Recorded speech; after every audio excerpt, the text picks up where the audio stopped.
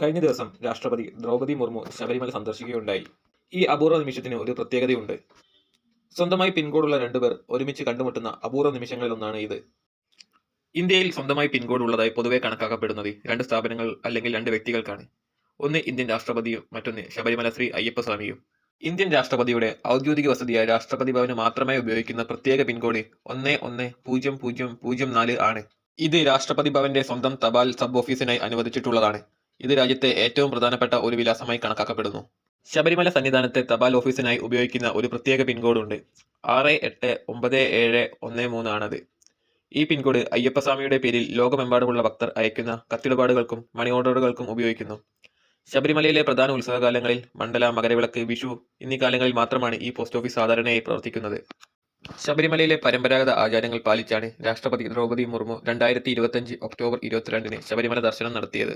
ശബരിമലയിൽ ദർശനം നടത്തുന്ന ആദ്യ വനിതാ രാഷ്ട്രത്തലവനാണ് ദ്രൗപദി മുർമു.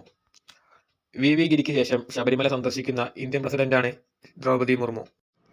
ഇത്തരം വീഡിയോകൾ ലഭിക്കുന്നതിനായി ചാനൽ സബ്സ്ക്രൈബ് ചെയ്യുക.